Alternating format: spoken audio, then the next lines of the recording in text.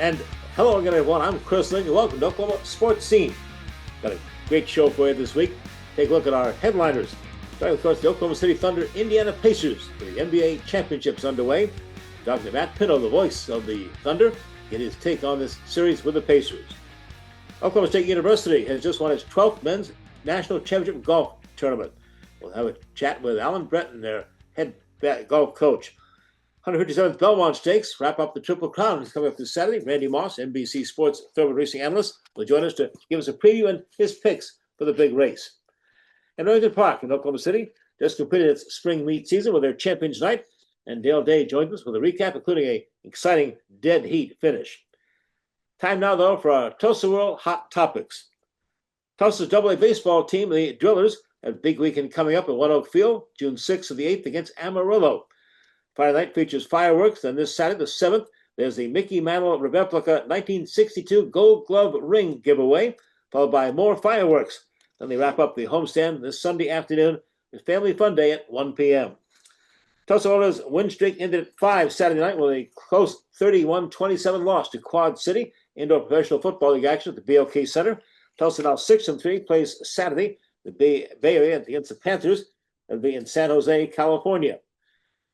Tulsa now 6-3. Oilers' next home game Saturday, June 14th versus San Antonio, 7:05 at the BOK Center. FC Tulsa Soccer fell 2-1 to Birmingham Legion FC Saturday night at One Oak Field.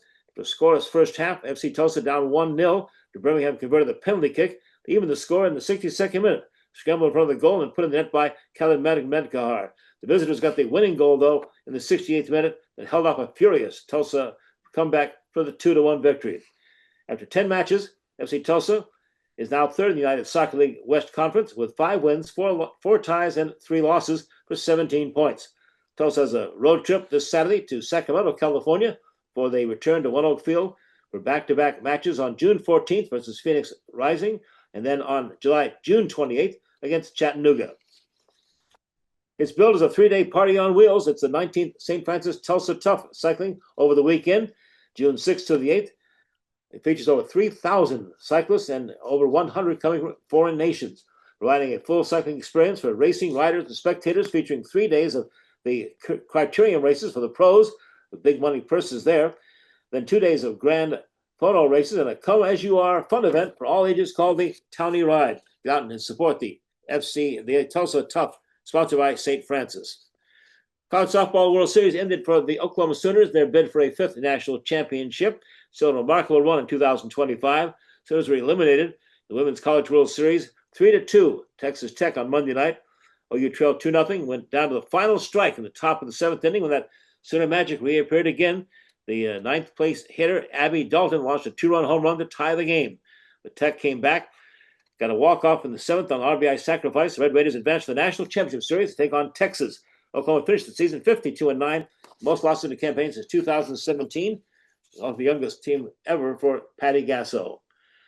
And college baseball, Super Regionals, started with 64 teams. Now they're down to the Super Regionals with 16 teams, heading to the 77th Men's College World Series in Omaha, Nebraska, June 13th to June 22nd. The only remaining team locally is Arkansas. Razorbacks, 46-13, won their regional over Creighton 8-3. Now they'll host Tennessee on Saturday. By the way, the Hogs, the Razorbacks, 11th Super Regional appearance program in history, and they'll be the highest seeded team left in the tournament, as top seed Vanderbilt, number 2 seed Texas were eliminated. So it's number 3 Arkansas, the highest seed to advance. Coming up next, our NBA Finals preview with the voice of the Thunder, Matt Pinto. It's time to get fired up, Tulsa. Your Tulsa Oilers indoor football team is back. Saturday night, June 14th, 7:05 at the BOK Center. Let's pack the house. Don't miss the action when the Oilers take down the San Antonio Gunslingers. The first 1,000 fans get a free adult jersey. This is your chance to experience the lightning-fast, hard-hitting, pad-popping excitement of professional indoor football. Get your tickets now at TulsaOilersFootball.com. That's TulsaOilersFootball.com. Our story. It lives in Tulsa, where the spirit of the past lives alongside us and urges us on toward a vibrant future. Because our story is still being written. It's the story of Tulsa, told by the journalists who live it and love it. Whether it's covering our rich history, bringing you the hidden gems of the food scene or following the action in local sports. And here, in the Tulsa world, is where it comes to life. The Wee Street Ice Center, the coolest place in town, is the only place you can skate like the pros. With 2 rinks, there's always time to strap on the blades and hit the ice. The Wee Street Ice Center at 43rd and Yale is your family fun destination. Try out the game simulator rooms or hit the arcade. When you get hungry, grab a bite at Puck's Sports Bar and Grill with delicious food, great drink specials, and more. It's Midtown Tulsa's coolest entertainment center. Wee Street Ice Center, the coolest place in town. Come get your skate on. Pitch, Casey lines it down the left field line. Drillers win! Baseball, fireworks, food, and family, it's all in Tulsa at One Oak Field. Score your Drillers season membership today with plans and prices fit for every fan. Whether you want to catch every game or select nights, we know you will have a great time at the ballpark. We're proud to offer a variety of membership options, so don't wait. Contact a Drillers rep who will personally help you find the right plan for you. It's all in Drillville for 2025.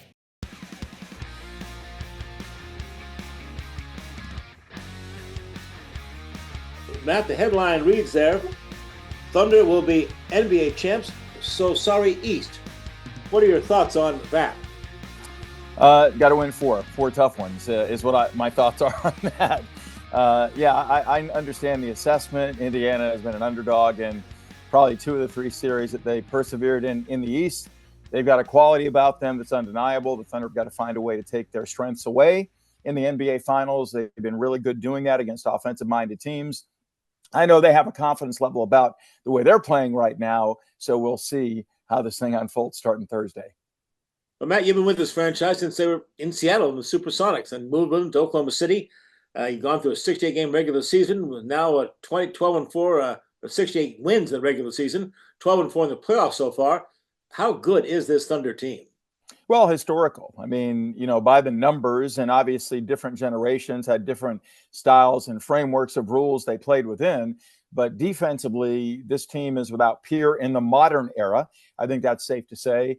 They established the all-time, that's 79 years of NBA basketball record for point differential in the regular season. And they're doing the same thing in the playoffs with 4 wins by 30 or more. So when they're clicking, they're without peer in today's game. They need to click, obviously, now that they're there on the precipice of their first ever NBA championship in Oklahoma City. When did you know this team, the youngest in the NBA, was a championship caliber squad? Well, I don't know that you know that instantly. I think you have to look at Hartenstein and Caruso being added. Chet Holmgren gets hurt early. So when all the pieces came together, honestly, didn't happen until the playoffs or close to the playoffs. So this team was still kind of working through some of the hiccups and not having the continuity they would have liked to have had based on injury issues during the regular season. I mean, the crazy thing about this is, Chris, that they were not healthy fully a single game all year and yet still won 68 games. In the playoffs now, with the exception of Nikola Topic, the rookie from Serbia that they drafted in last year's draft, he's progressing off of a torn ACL, but they're healthy. And so now you see the variety of different weapons they can throw at the opposition, the depth on this roster. We have a better sense of things. I will say that on night 1 in Denver back in October, when they shut the Nuggets down in their home opener and held them to 87 points, after the game, I saw Mark Daignault in the team hotel and said, that defense is real. And he's like, well, it was real tonight. We'll see if we can do this nightly. But defensively, they are so incredibly deep on the perimeter. And the modern game is predicated on pretty much 5-out basketball, making offense happen from the outside in, not the inside out. So I think they're really well equipped. The roster has been impeccably put together by Sam Presti, and it's really come together. Matt Pinto, the radio voice of the Oklahoma City Thunder. Matt, let's break this team down. Now let's start at the top. The most valuable player of the NBA this year, Shai Gilgeous-Alexander, SGA. Yeah, look, I mean, he's been extraordinary for years. It's not unusual that there's a delayed reaction in him receiving the true accolades that he should have, but he finished second in the MVP voting a year ago to Nikola Jokic, and this season won it because he is the driving force for this team. He is the de facto leader. He's done nothing but improve his game. He is not remotely a liability defensively, which you see a lot of perceived offensive-minded players being. He really contributes to record-breaking defense this season. He's rangy, he's long, he's committed to just continue to improve his craft. And he is the ultimate mid-range master, making shots right now. He's added the three-pointer to his game, has led the league in 5 consecutive years in drives to the basket. He's relentless in the way he attacks the challenges and is about winning. And he said that all along. I'd trade in the MVP for a championship any day because to me, it's about winning. And that's kind of the credo this team carries forth among all the guys, really. Matt, how did the rest of the league, how did really college basketball too, except for Kentucky, miss on this skinny kid from Canada? He wasn't a really hot recruit. Yeah, I mean, he landed at Kentucky, played for John Calipari for a year. He's got this sort of dynamic in his game, Chris, that I think everybody that followed him as a rookie saw. He can't be hurried up. He gets to spots he needs to get to on the court, it seems effortlessly because of his handle, because of his understanding for the game, a high basketball IQ, and a player that is really a worker. And so I think we saw that in the inception of his NBA career after one season at Kentucky. But to believe he'd flower and blossom to the degree he has, I don't think anybody fully foresaw that. I think the Clippers, when they gave him up in the Paul George blockbuster trade with the Thunder, did so reluctantly. They believed he could maybe eventually be an all-star. Nobody foresaw MVP and likely multiple MVPs in his future, but him. And you credit him for the work he's put in and the dedication that he's offered his craft along the way. Brilliant move by Sam Presti and the front office there, certainly with the Thunder. Let's talk about a couple other guys, two all defensive NBA players now, and Lou Dort and Jalen Williams. Yeah, and the Dort thing is incredibly overdue. I mean, it's just ludicrous. When you look over the years, he's never been selected an all-defensive player. If that were a peer vote by other players, I promise you he'd have been first team long ago, because everyone talks about the guy's a human straitjacket and just immovable with his physicality and force that he brings defensively. I remember, Chris, Billy Donovan, a couple of days into training camp, Lou's rookie season, undrafted, said this guy's an elite defender. And Billy was not prone to hyperbole. To hear that from Billy, it was like, wow, looking forward to locking in and taking a look at what he's all about. But Lou's just an exceptional on-ball defender. He is relentless and tireless in the way he attacks and really sets the tone for this defense, because outside of him, there are other great defenders. Alex Caruso, Cason Wallace, and J-Dub. J-Dub, as he should have, received second-team all-defensive honors. Very versatile, long, strong, really fearless in the way he approaches things, always has a nose for the ball. You've got to protect it around him because he's got outstanding instincts. He reaches in with either hand and he's going the other way quickly.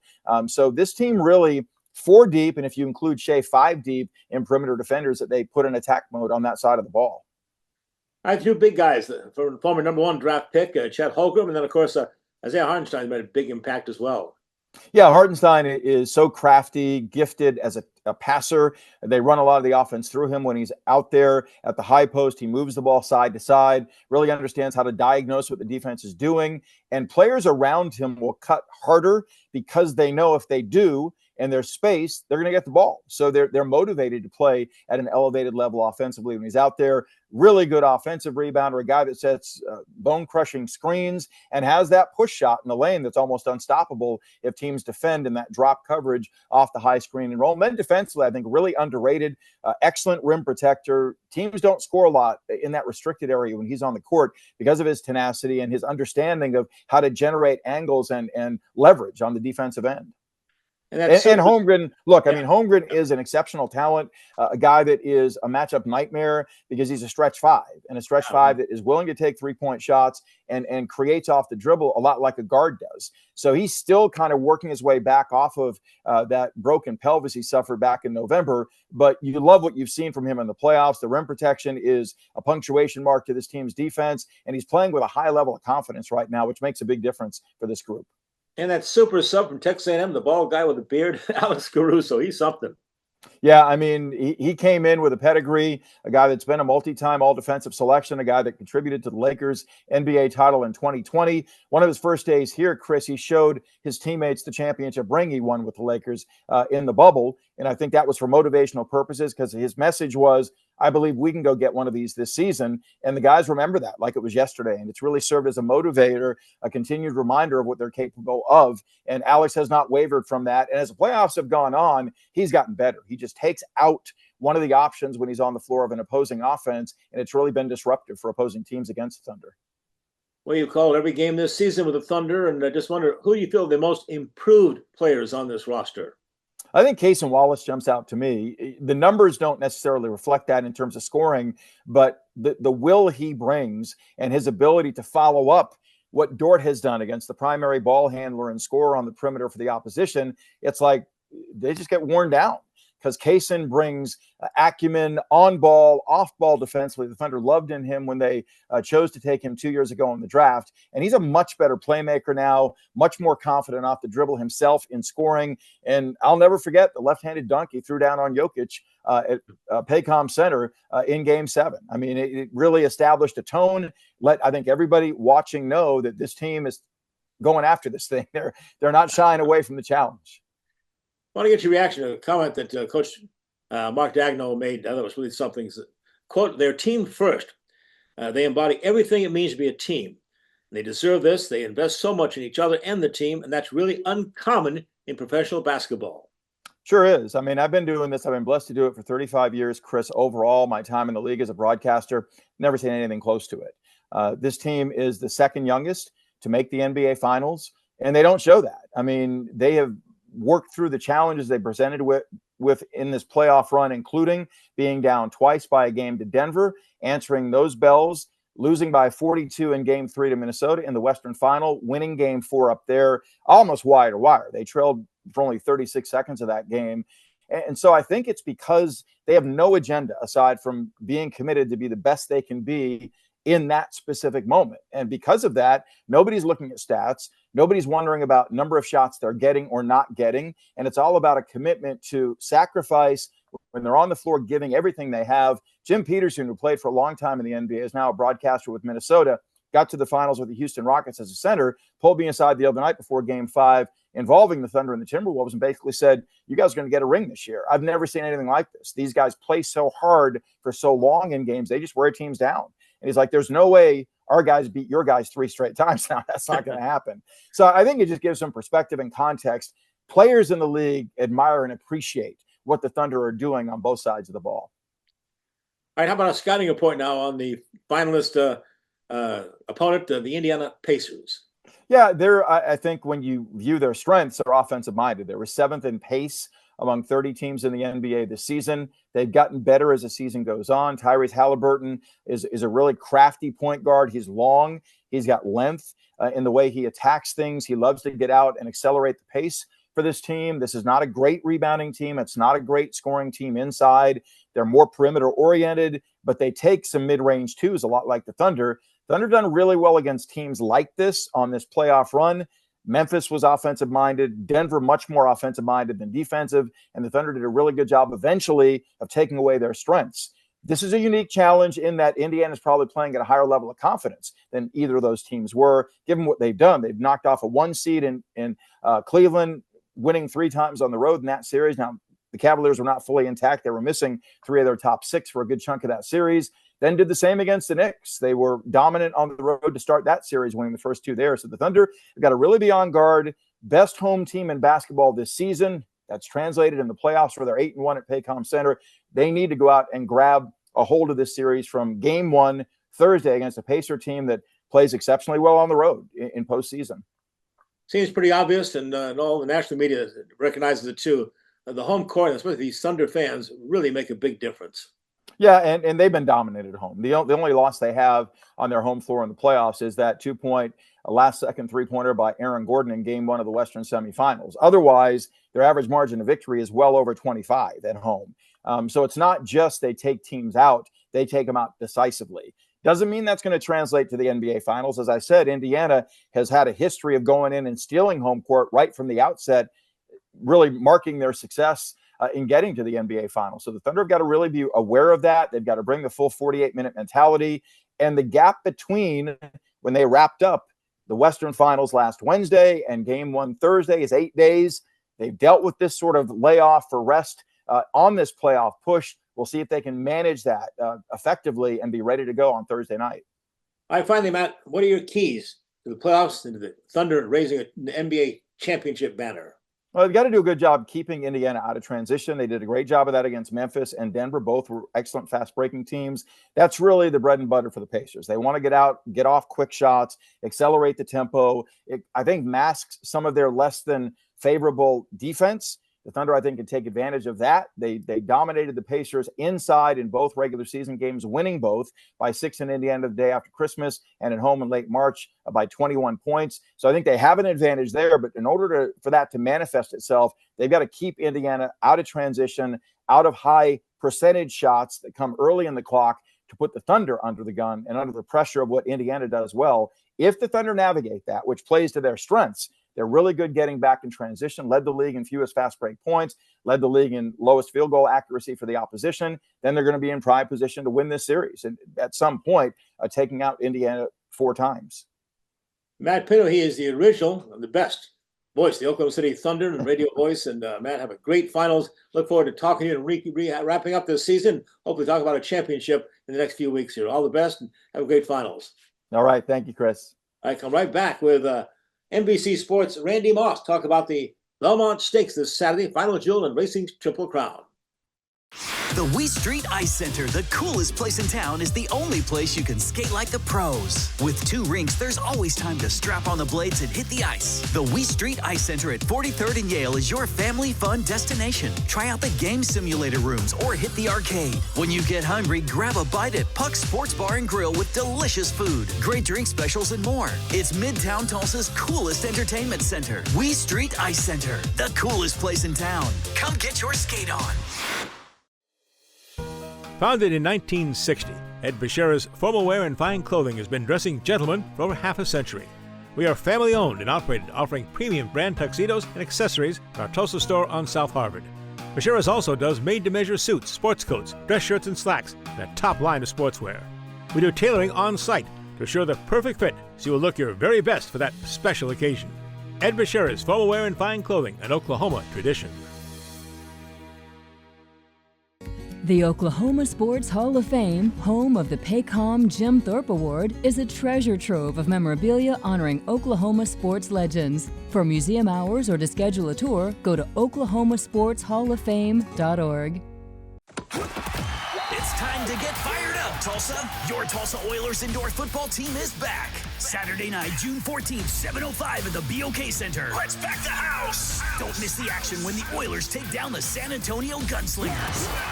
The first 1,000 fans get a free adult jersey. This is your chance to experience the lightning-fast, hard-hitting, pad-popping excitement of professional indoor football. Get your tickets now at TulsaOilersFootball.com. That's TulsaOilersFootball.com.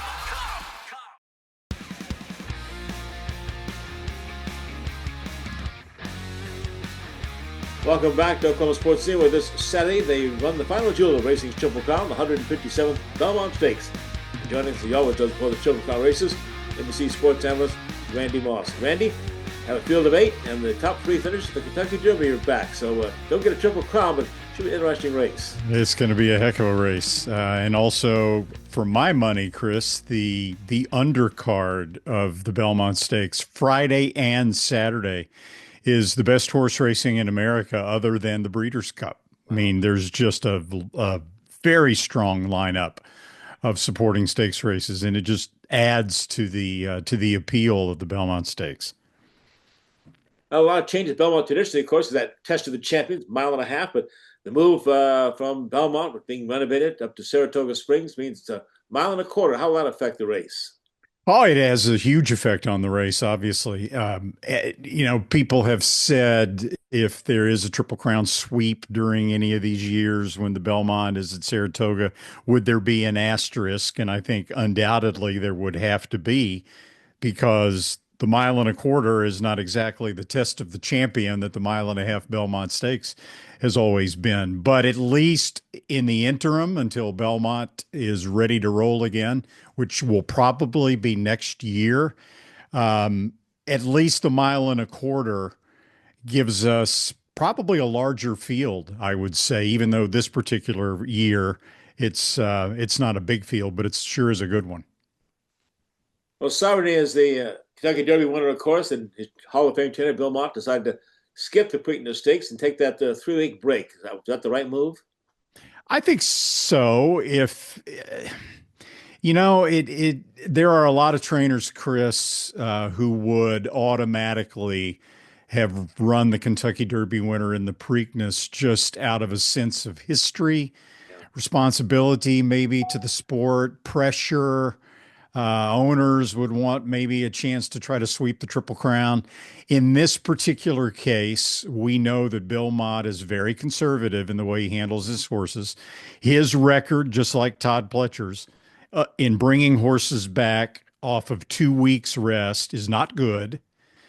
Godolphin, the breeder and the owner of Sovereignty, are at least as focused and maybe even more so on having a horse for the Dubai World Cup in 2026 in March than they are winning the Preakness Stakes. So I think all of that added up to Sovereignty skipping the Preakness and waiting for the Belmont, a recipe that has been very successful over the last 15 years or so. And it's not just Sovereignty, it's also Baeza and John Sheriffs, who did exactly the same thing.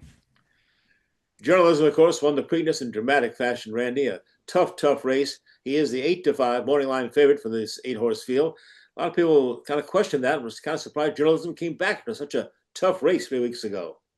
I definitely question the 8-5 morning line on journalism. And also, I'm on the record, Chris, as I think you and I might have even talked about this after the Preakness. I'm surprised they ran him. Yeah. If it was my horse, I wouldn't have run him.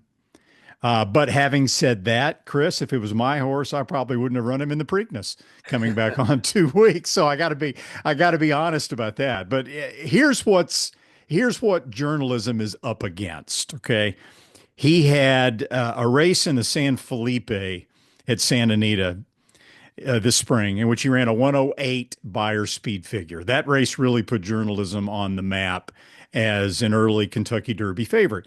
Running that fast tends to take a little bit out of horses.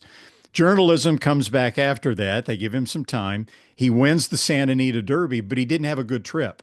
It was a very tough race for him to win the Santa Anita Derby. Then he comes back with the ultimate stress test, the Kentucky Derby on a sloppy racetrack, runs well, but he loses. And then the rugby scrum in the Preakness. It's like 4 difficult races back to back to back to back for journalism. And now he's got to run for the 3rd time in 5 weeks. If you go back since 2002, all right, I think War Emblem won the Kentucky Derby and the Preakness in 2002 and then was beaten in the Belmont. If you start at 2002 and you go all the way to present time, there have been 48 horses that have run in the Preakness.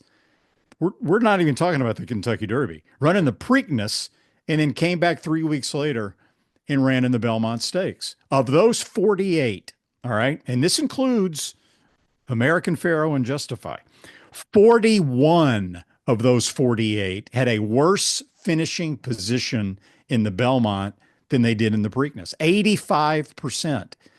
If you throw out American Pharoah and Justify as outliers, it goes up to 89%. Horses just nowadays aren't as equipped as they used to be to come back and run like that. So that's what journalism's up against. Maybe he's a throwback. Yeah. We'll see. But the odds are against him.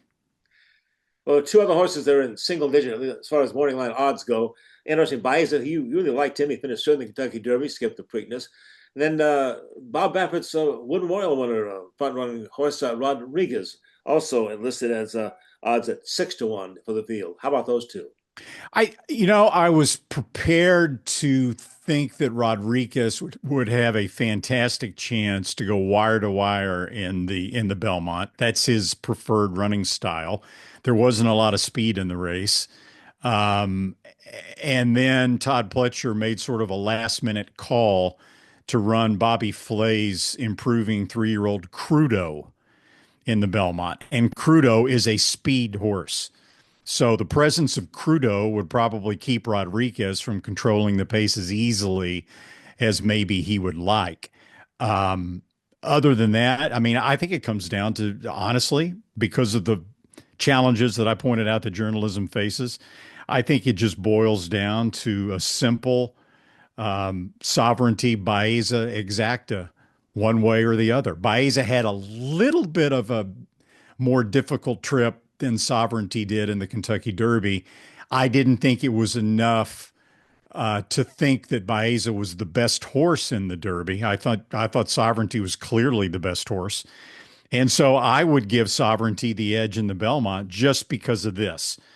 After the Kentucky Derby, Belmont sent Sovereignty immediately to Saratoga, where he has been training and preparing for the Belmont. John Sheriffs, because he's based at Santa Anita, sent Baeza from Churchill all the way back out to California to train at Santa Anita, and now all the way back to New York to run in the Belmont. Just because of that, and the fact that Sovereignty was better than Baeza slightly in the Kentucky Derby, I would give Sovereignty the edge. But Baeza is a very nice horse, and his half-brother, Dornoch, won the Belmont Stakes at Saratoga last year. Randy, do you see a long shot in this field at all that could win this race? Not really. I think Sovereignty, journalism, and Baeza are head and shoulders the best 3-year-olds in the country. I think it's a good group of 3-year-olds from what I've seen so far. They've separated themselves from the others. It's not just me. A lot of other trainers talked to Steve Asmussen about this before the Preakness. He kind of felt the same way. So I don't really see a long shot that I can back with any confidence on Saturday. Randy Moss, NBC's Thoroughbred Racing Analyst. Randy, we'll look forward to talking to you after the Belmont Stakes. Thanks as always for your insights of the Triple Crown this year. Hey, and I got my daughter's OU water mug here, Chris. Boomer. So yeah, I'm flying the colors. That away. Thanks again, Randy. Appreciate it. And we'll come right back with Oklahoma State golf coach Alan Bratton. His Cowboys won the men's national championship. Talk to Alan right after we take this break. It's time to get fired up, Tulsa. Your Tulsa Oilers indoor football team is back. Saturday night, June 28th, 7:05 p.m. at the BOK Center. Let's pack the house. Don't miss your chance to see all the action live. The first 1,000 fans get a free Tulsa Oilers Aloha shirt. This is your chance to experience the lightning-fast, hard-hitting, pad-popping excitement of professional indoor football. Get your tickets now at TulsaOilersFootball.com. That's TulsaOilersFootball.com. Founded in 1960, Ed Bashira's formal wear and fine clothing has been dressing gentlemen for over half a century. We are family-owned and operated, offering premium brand tuxedos and accessories at our Tulsa store on South Harvard. Bashira's also does made-to-measure suits, sports coats, dress shirts, and slacks, and a top line of sportswear. We do tailoring on-site to assure the perfect fit, so you will look your very best for that special occasion. Ed Bashira's formal wear and fine clothing, an Oklahoma tradition. Pitch, Casey lines it down the left field line.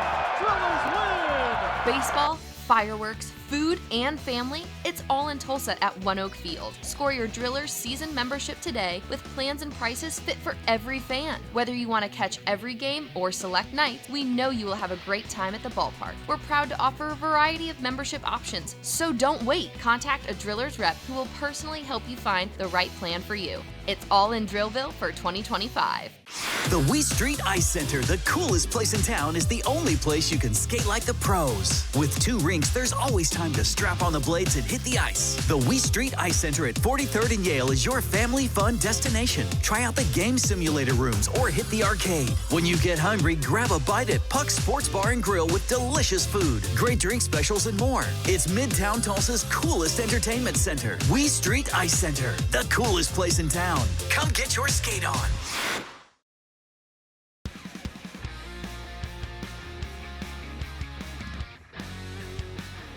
Oklahoma State just won its 12th men's national championship in golf. The head coach of the Cowboys, Alan Bratton, is with us now. Alan, congratulations. A great season. What a great finish. Oh, thanks. It was a real thrill to and privilege to be standing next to our guys while they did something special, and to be able to deliver another championship to our fans and supporters and former players is a real proud moment for sure, and couldn't be happier for my guys. Well, you're second as the head coach with 2018 championship, but also you're familiar with that because you won as a player and as assistant coach with the Cowboys as well. So got to run here at national championships. I've been really blessed. I'm a product of the program, and learned a lot from lots of different people over the years, and just try to impart some of that wisdom and experience that I've been fortunate to be a part of, and lean on other people that are a whole lot smarter than me to help our guys be able to live out a dream. And Alan, this is such a young golf team. Really young, yeah. They're young, but they're talented. And as the year went, their confidence grew, and the chemistry among the group was really, really good. It's something that you always want to have on your team. Sometimes you have it, sometimes you don't. I definitely didn't create that. Obviously, you're trying to, but that comes from those guys, and they like each other. They've gelled, and I think they took a lot of pride in representing Swinging Pete, and they certainly delivered on that big stage at La Costa. So fun. Take us through the match then, starting with a young freshman who got you up to a good start. Yeah, we were putting Philip out each match, our freshman from Sweden. He's got a lot of match play experience, and his game really puts pressure on his opponent in match play. He's a very good driver of the ball, hits it long and straight. So he's generally going to be in the fairway and past his opponent. And he hits a lot of greens. So that puts pressure. As your opponent's hitting first, they feel like they have to do something. And then he gets to kind of match. So he was up in every single one of his matches early. And that's why we had him out there in front. He won his match 3-1. Virginia came back and tied the match then. And the second, then sophomore Gavin Lane came back to put you on top. Yeah, let's see, I guess Eric was second out. Preston Stout ended up losing his match. I was with Preston. Each match, Preston was playing the best player from whoever we were playing, and Ben James is a very talented, very very good player, a junior. I hadn't seen him in a couple of years, and he's really developed. So you got to tip your hat. Sometimes you just get beat, and that's what happened with Preston. And then Gavin was right behind him, and kind of fortunately for me, I had walked with Preston the whole time. Once that was done, I was going to fall back and watch Gavin and try to help him close out his match. Once you get up in these matches, you got to close. And so I was on the 16th tee waiting for Gavin, which that part of the golf course, you can see 15, 16, 17, and 18. So it was an awesome place. I was all by myself, and I got to kind of soak it in. And it turned out Gavin never made it to me at the 16th tee because he hit it gimme on 15 and closed out his guy. So then I waited for Ethan to come up. I got to see Ethan's approach on 15 and then walk down. I helped Ethan with his approach on 16.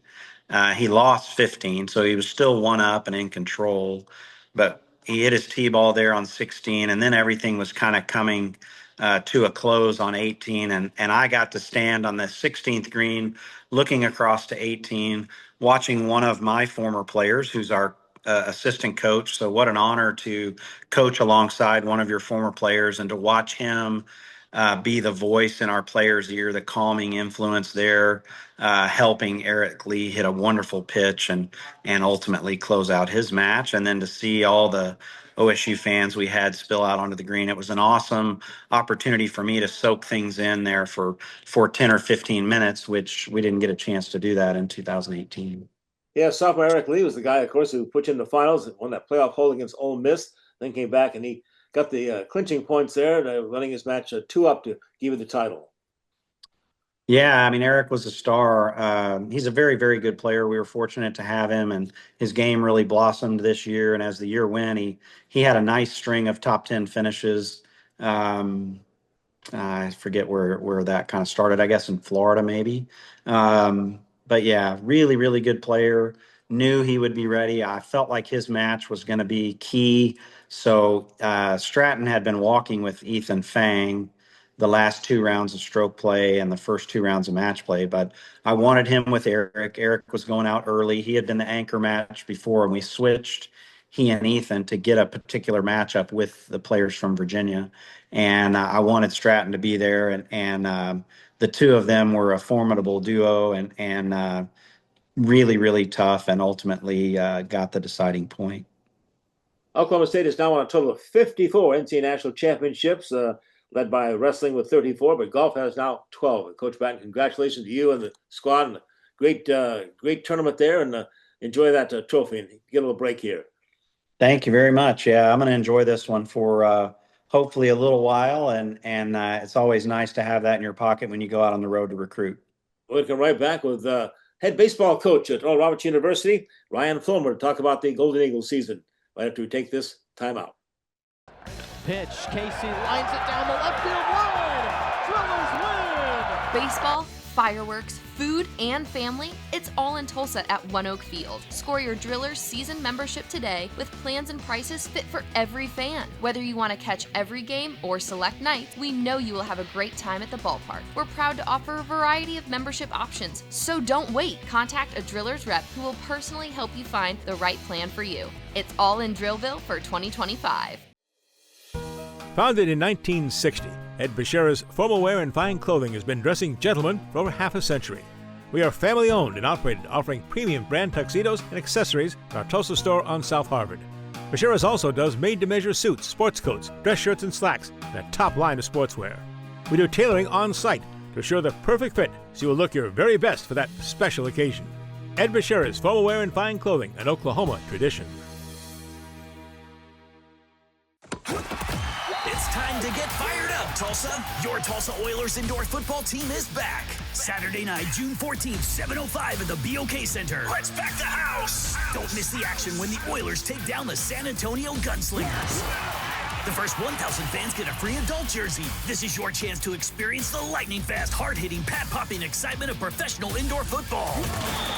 Get your tickets now at TulsaOilersFootball.com. That's TulsaOilersFootball.com.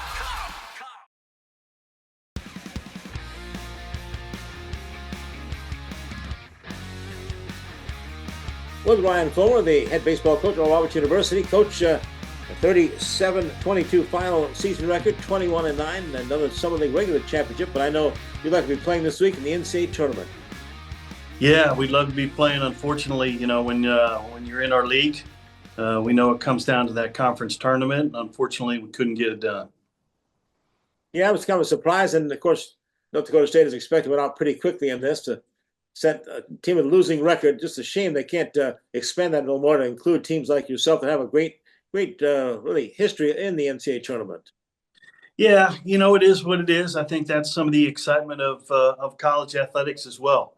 You know, you feel like you get to the end of the year and everybody has a chance. And again, unfortunate we couldn't get it done in that conference tournament, but proud of the regular season championship, proud of the way our guys handled themselves and played hard all the way to the end.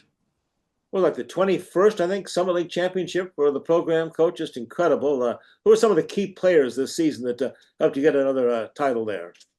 Yeah, I think, you know, we'll look at two different parts of this. I think, you know, in our lineup, it starts at the top of the lineup. I thought Will Edmondson had a great year for us at the top. I thought Vailele Yates, our catcher, really emerged as the season went along and had an outstanding year. A guy hit somewhere around 340 with 15 doubles and 12 home runs, had a really good year, especially at a premium defensive position. He was the catcher. So I thought those two guys had really good years. Then you look on the mound and, you know, a guy like Easton Teal. Easton was a true freshman who pitched as the number one starter this year, pitched on Friday nights and threw the ball really well. And then we had a couple guys at the back end of the rotation as well, or the back end of the games with Dalton Patton. Dalton's been here several years. He's been here 3 years, and thought he had an outstanding year. And Connor Floyd, as the closer, had a good year as well. How many seniors do you lose, Coach? And do you see any of those as possibly having a chance to go to the major leagues? Well, I tell you what, you know, due to the pay-view rule that everybody is talked about, we only lost one guy off our team. Wow. So, you know, we'll have pretty much our entire team intact, coming back, ready to go next year. And as you said, you know, the next thing is we got to get through the draft. The draft doesn't happen to the middle of July, so you know, you kind of hold your breath till then. And we have several guys that may have an opportunity to hear their name call in July. So, you know, we'll have to wait and see. You produced some fine Major League Baseball players through your years there, Coach, at Oral Roberts University. An update on some of the guys in the big leagues, how they're doing? Yeah, we have two guys in the big leagues right now. Jose Trevino is a starting catcher with the Cincinnati Reds and is off to a great start this year. It's a guy that just signed a new contract, 2 or 3 year deal with the Reds this year. But he's having a good year. And then Jordan Romano. Jordan has been with the Blue Jays the last couple of years, signed a deal with the Phillies in the offseason. And again, the Phillies are off to a good start as well. So those two guys are out playing well for us right now.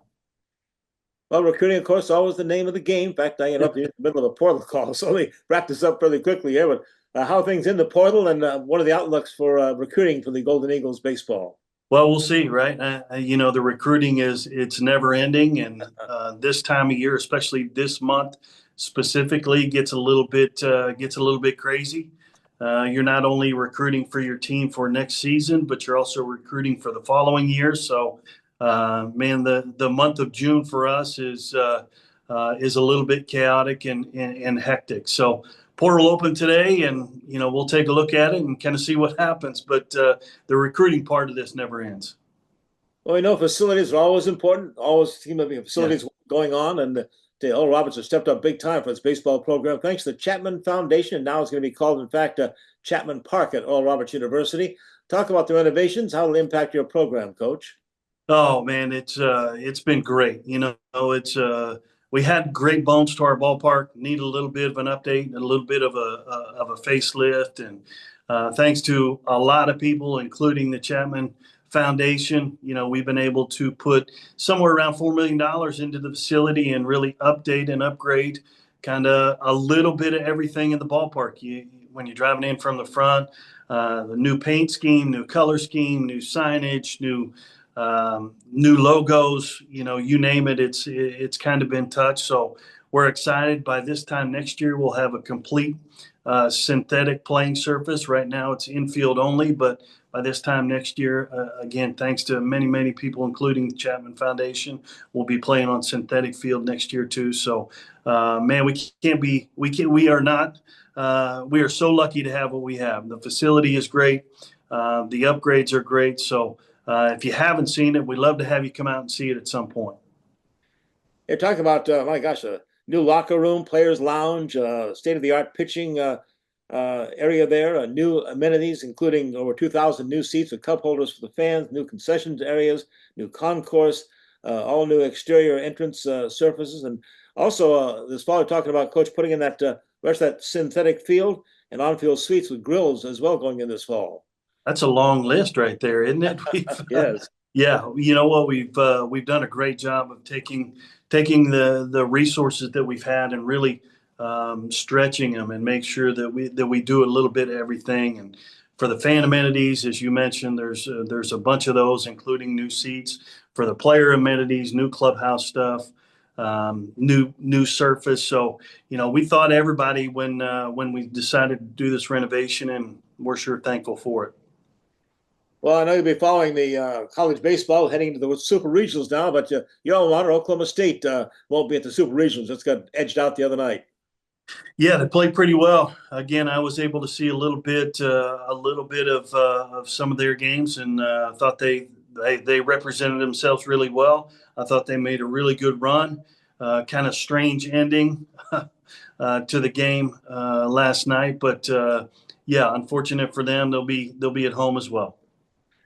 Ryan, thanks for joining us. I was going to say enjoy your off season, but there is no such thing for a college baseball coach for sure. So good luck in the portal today, and we look forward to that brand new look Chapman Ballpark at Oral Roberts University this coming season. Thanks again for joining us, Ryan. Appreciate it. Thank you. I'll be right back with more on Oklahoma Sports Scene after we take this time out. Founded in 1960, Ed Bashira's formal wear and fine clothing has been dressing gentlemen for over half a century. We are family-owned and operated, offering premium brand tuxedos and accessories at our Tulsa store on South Harvard. Bashira's also does made-to-measure suits, sports coats, dress shirts, and slacks, and a top line of sportswear. We do tailoring on-site to assure the perfect fit so you will look your very best for that special occasion. Ed Bashira's formal wear and fine clothing, an Oklahoma tradition. Our story. It lives in Tulsa, where the spirit of the past lives alongside us and urges us on toward a vibrant future. Because our story is still being written. It's the story of Tulsa, told by the journalists who live it and love it. Whether it's covering our rich history, bringing you the hidden gems of the food scene, or following the action in local sports. And here, in the Tulsa world, is where it comes to life. Pitch, Casey lines it down the left field line. Drillers win! Baseball, fireworks, food, and family, it's all in Tulsa at One Oak Field. Score your Drillers season membership today with plans and prices fit for every fan. Whether you want to catch every game or select nights, we know you will have a great time at the ballpark. We're proud to offer a variety of membership options, so don't wait. Contact a Drillers rep who will personally help you find the right plan for you. It's all in Drillville for 2025.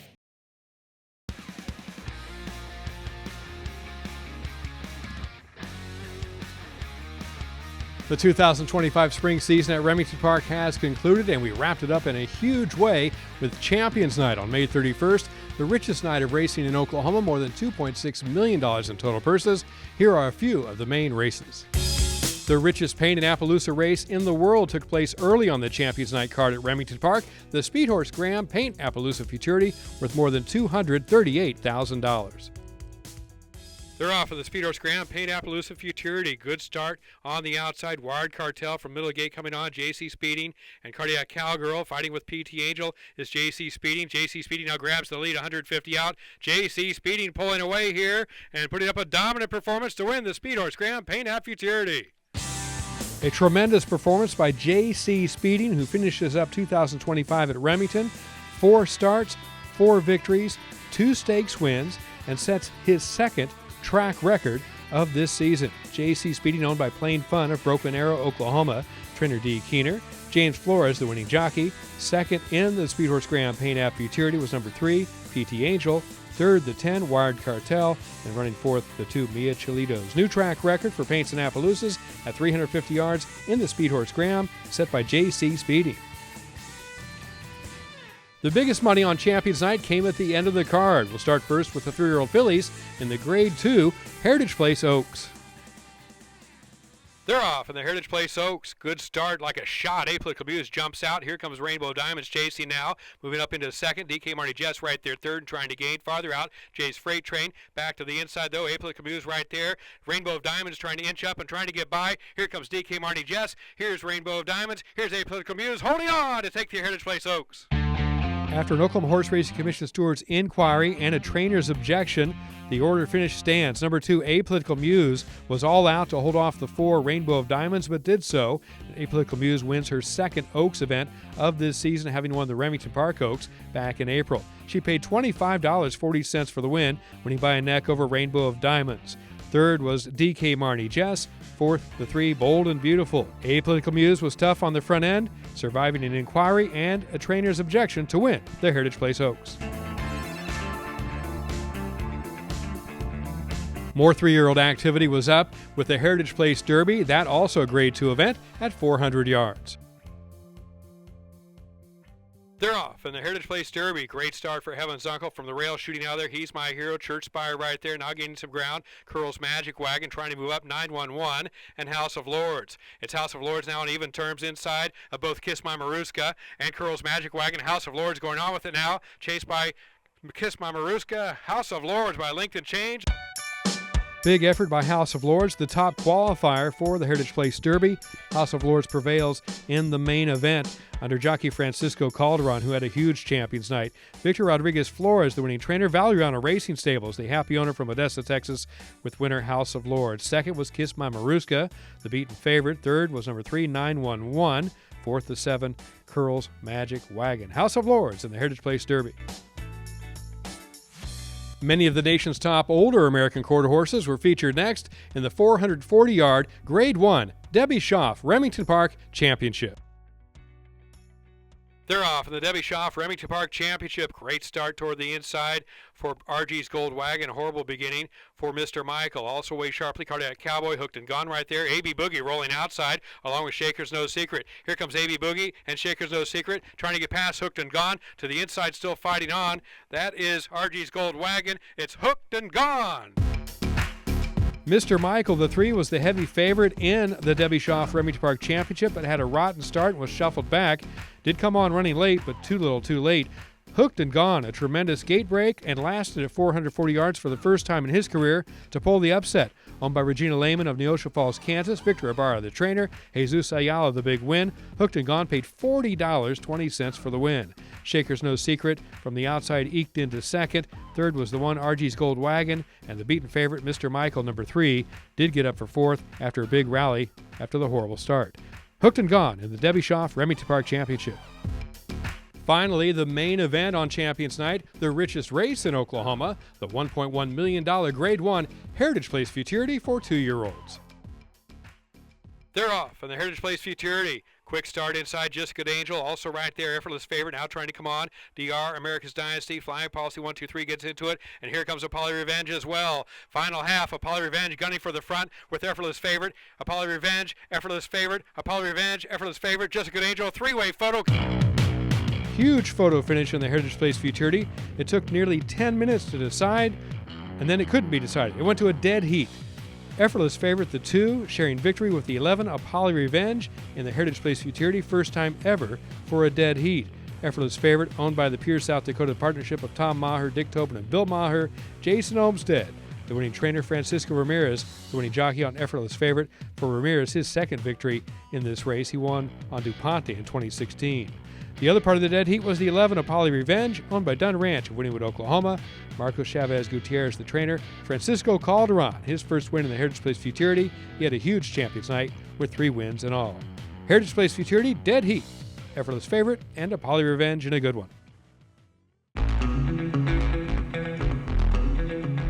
That takes care of the live racing for the spring season at Remington Park, but racing will continue in 2025 on August 8th when the thoroughbred season starts up.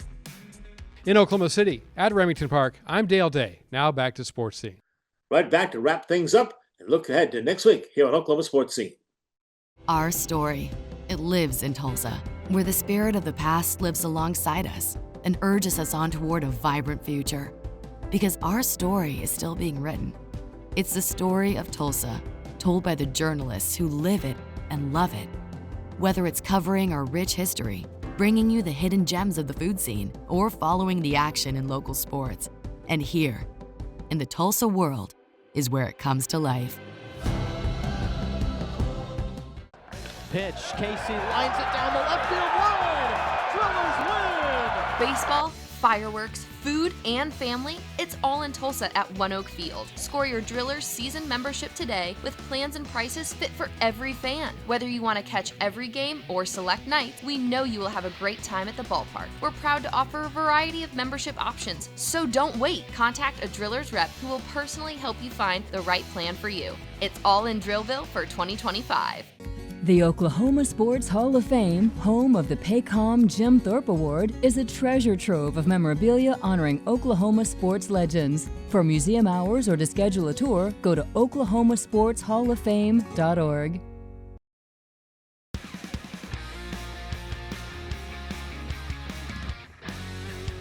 Next week here on Oklahoma Sports Scene, a very special guest, Oklahoma boxing legend Sean O'Grady will join us, the Hall of Famer. We'll wrap up the 2025 thoroughbred racing season with Randy Moss, recapping the Belmont Stakes this past weekend. Remington Park's Vice President of Racing, Matt Vance, will be here, taking a look at their spring meet, wrap up the figures there, and look ahead at the thoroughbred race meet coming up in Oklahoma City. Until next week, here on Oklahoma Sports Scene, as we always remind you, be a good sport.